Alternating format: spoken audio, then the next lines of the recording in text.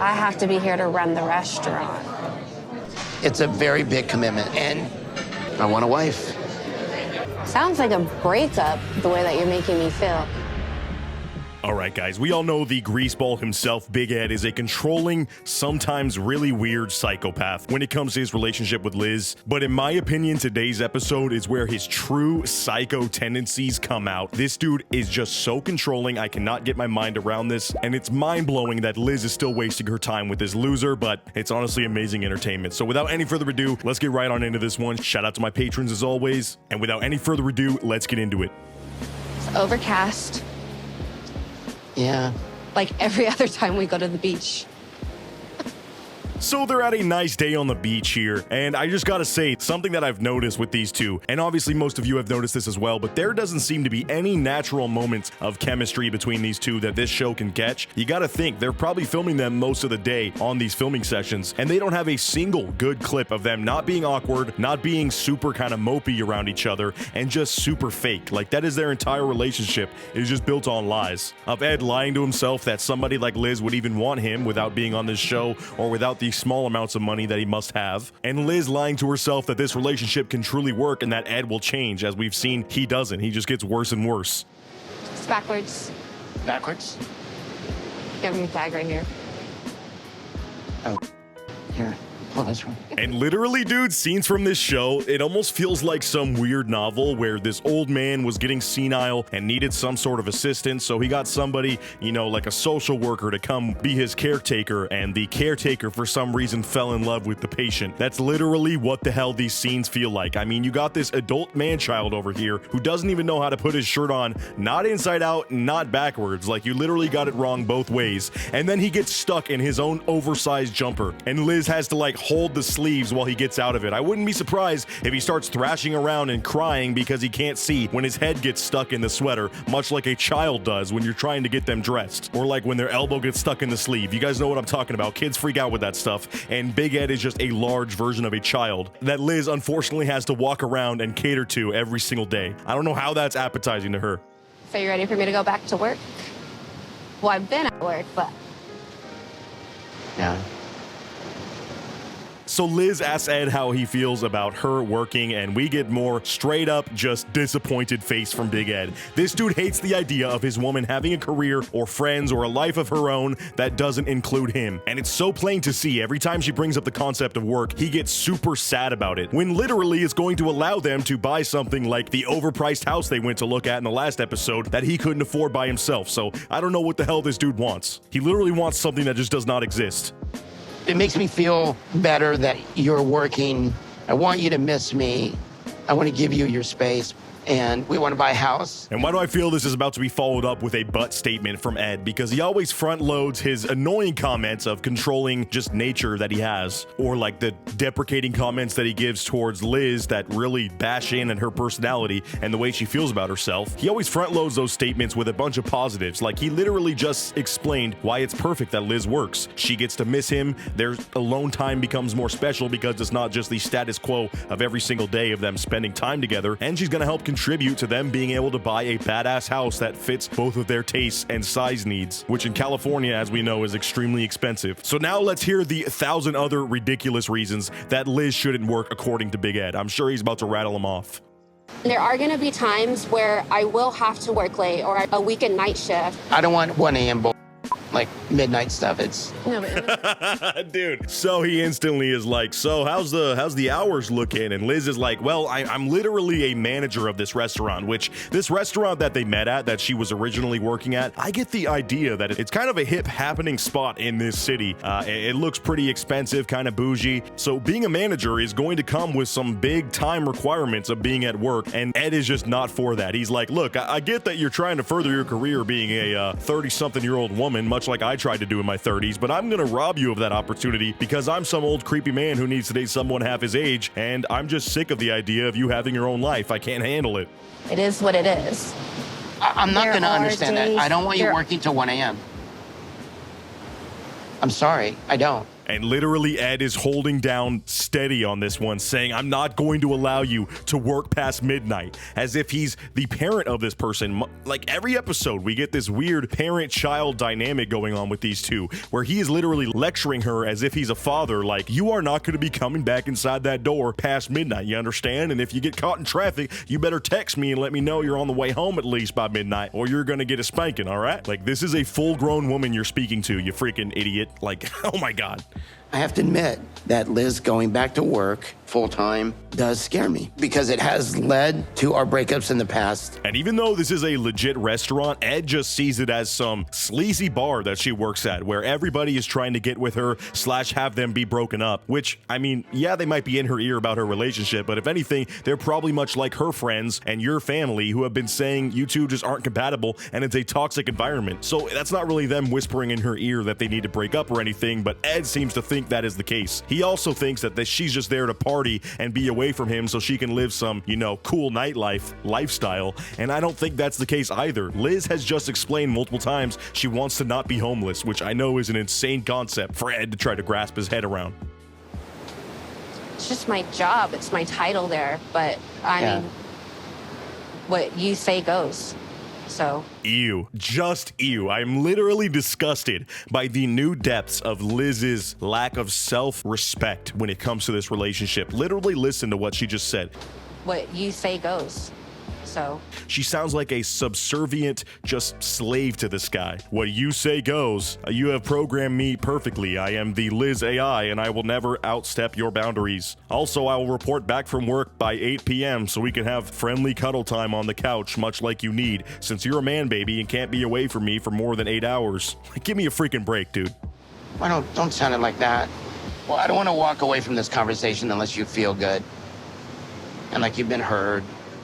And then he goes on this, I just want you to feel heard. You believe I heard you, right? Like, I think Ed heard these therapists say you need to hear out what Liz is saying more, and he took that literally like, oh, maybe I need to unclog my ears and try to really actually listen to her, like the words she's saying, and as long as I listen to that, even if I don't agree with it or don't allow her to feel those feelings afterwards, that means that she's been heard, and that's just not the case. She wants to feel understood by you, and that is where you're having the issue. She's like, dude, I'm trying to make us some bucks here and have a career for myself and have some, you know, self-respect, because also that having a career that you love and are pursuing is something that gives you empowerment in your life, and that's something Ed understands himself, as I'm sure he's had a long, illustrious career as a photographer or whatever it might be, and he's not allowing Liz to chase that same, you know, rabbit down the hole, and it's just very sad to see that she is just so controlled by this gremlin. He is a human gremlin, bro.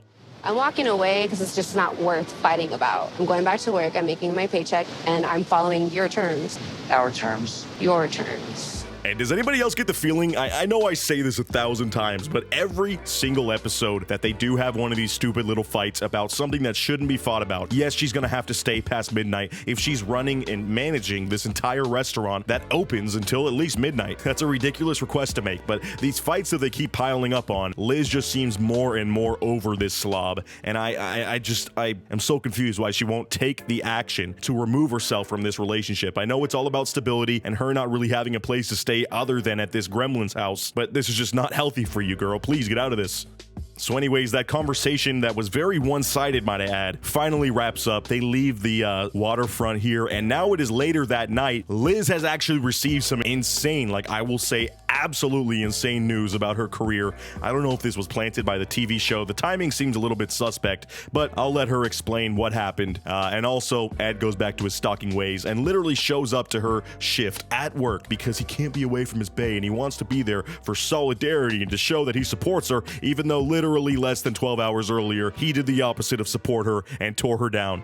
The night's going really good because my chef just offered me a huge promotion as partner in the restaurant. So I don't exactly know what partner entails. I've never been in the restaurant industry, but I assume that means literally part ownership of this restaurant, which, like I said, if it's anything like the image they're giving off, this is a successful happening spot, and that could be something that has you set up for life if you stick with this job. Like, literally, Liz could overnight have an insane salary. Granted, she's probably gonna have to work a lot, which is the main thing she's worried about telling Ed later on. But dude, imagine that opportunity. You literally just came back as a manager, and you're doing so well, and you've put in so many hours at this restaurant before you met this slob who you let ruin your life. And now finally you're getting rewarded for all that hard work and being offered partnership in this restaurant. Or it might even be a chain of restaurants. A lot of restaurateurs do that, and this is some big money here. So yeah, like I said, Ed just decides to drop on by because he is such a loser and literally lacks such a life, has no friends anymore, and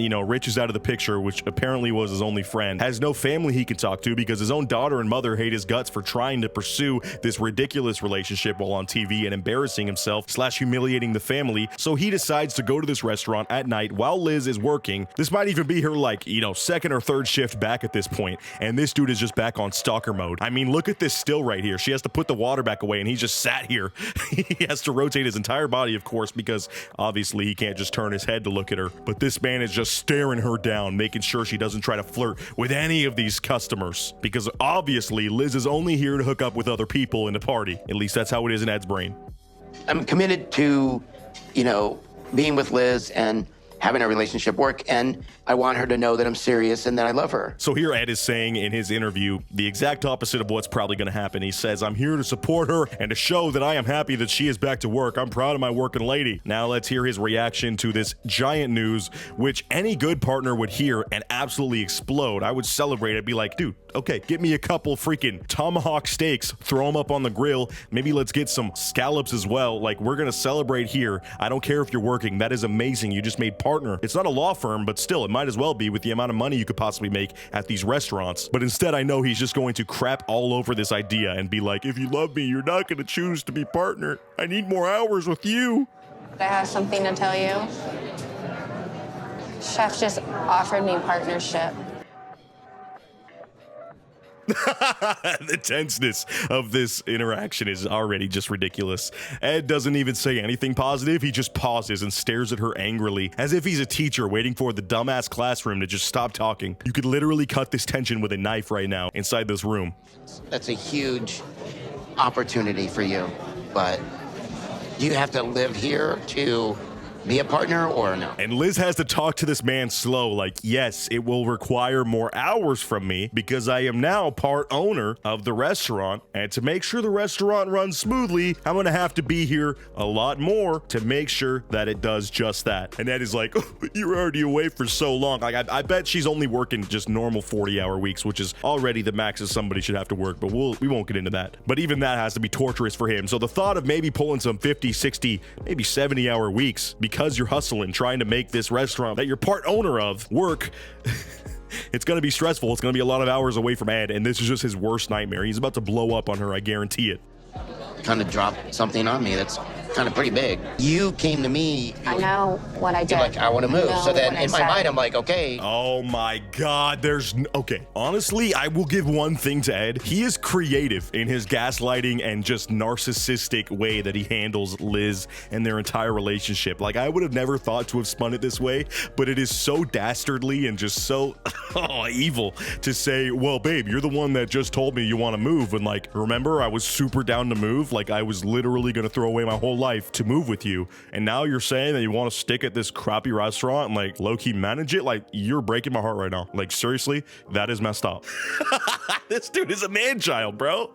Oh my God, he can't even say congratulations to her without having to add some extra BS about how much it breaks his heart to see her move on with her career. Like, this man, what he doesn't understand, he's trying to live the lifestyle that you see of these old creepy dudes who have a lot of money, where they're with these younger women who are half their age because of the fact that they have money. But what he doesn't understand is he can't afford this $1.2 million home, which I'm not saying many of us could either, but that is not a lot of money that you have then. At least not nearly enough to be spoiling this person and keep them on your side, much like those other older creepy dudes that inspired you to have this type of relationship do, okay? He's wanting to be a cool guy with just a bunch of models around him, and it just doesn't work that way unless you have some fat pockets, which clearly he does not without this show. He's well off, but I will not say that he is just sugar daddy money, and that's the type of relationship this man wants. So without that, Liz is gonna have to work. And you are an idiot if you think Liz would not choose her career over this relationship. Although we'll see, because I've seen her do stupider things. But also, this is like Liz's chance to break free, bro. She's saying she has no financial stability and doesn't know what her future looks like. If you make partner at this restaurant, that's easy dough. You can move out right away, or even just sleep on some friends' couches. Maybe your other co-managers can let you live at their house for a couple weeks until you get your first insane paycheck, and then boom, go get an apartment for you and your daughter. Like, literally, your life could be so much better from this moment. Don't even think about this, Liz, and take this damn offer, please.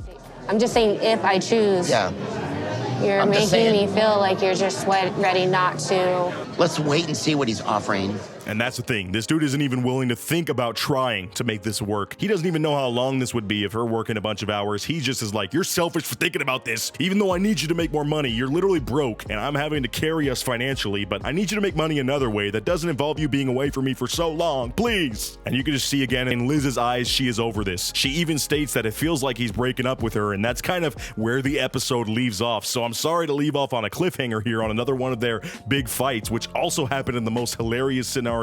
Like, literally, she's at her place of work, clocked in right now, and they are dealing with this BS with all the cameras. Look, I'm not saying this chef is a bad businessman, but if I was him, I would not have even thought to have offered Liz this money unless she guaranteed that she wasn't going to be on the show anymore, because all this drama and this camera crew being at the restaurant cannot be good vibes for anybody else. I'm sorry, but it's not. So let me know what you thought of this episode down below. If you think that Ed has truly gone full-on psycho mode with Liz, just the controlling behavior has reached new heights, and it's quite terrifying to think of what this man might do if this relationship doesn't work out. Like, he is just crazy. As always, shout out my patrons who support me over there. If you want to catch some extra content featuring Facecam, be sure to check that out in the pinned comment or description below, and leave a like and subscribe if you haven't already. If you enjoy my content, it really means a lot and helps me more than you know. Anyways, I'll catch you guys in the next video, and until next time, peace out.